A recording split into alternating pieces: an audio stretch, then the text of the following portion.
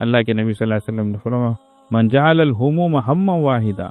ہم آخرتہ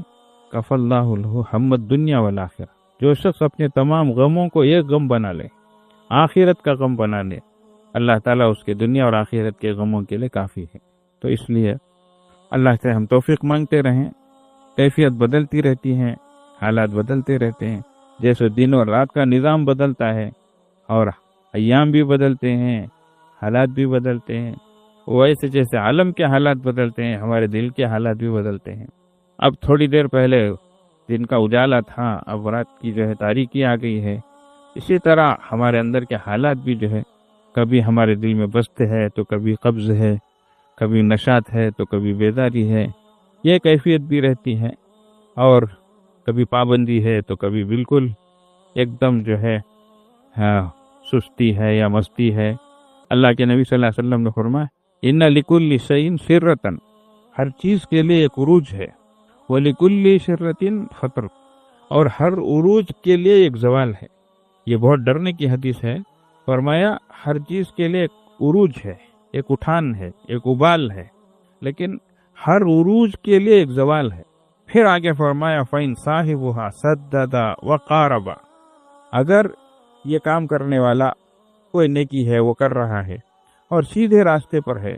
اور اللہ سے قریب ہو رہا ہے، تو فرجو ہو، اس سے امید رکھو کہ یہ کامیاب ہو جائے گا،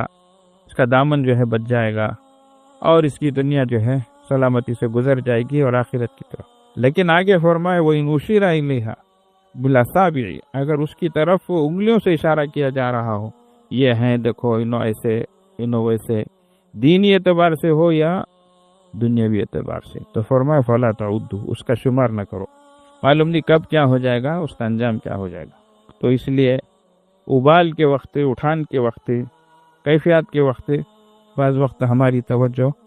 آگے کی طرف نہیں رہتی ہے، اور شیطان ہم کو ذرا ان چیزوں میں مبتلا کر دیتا ہے، خوش فہمی میں مبتلا ہو جاتے ہیں۔ پھر جو چیز ہوتی ہے صراط مستقیم پہ جانے کی،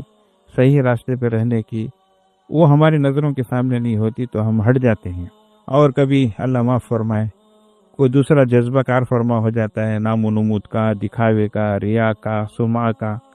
تو یہ چیزیں جب آ جاتی ہیں تو پھر اللہ کے نبی صلی اللہ علیہ وسلم نے فرمایا یہ خطرے کی چیزیں۔ تو اس لیے یہ جو حدیث ہے کہ ہر عروج کے لیے ایک زوال ہے، تو یہ جو اعمال ہیں، کیفیات ہیں، ان سب کے لیے بھی کبھی اٹھان ہے تو کبھی عروج ہے تو کبھی زوال ہے۔ تو اس لیے ان کو بہت سنبھال کر رکھنے کی ضرورت ہے، اور ہمیشہ درست اور سیدھے راستے پہ چلنے کی ضرورت ہے۔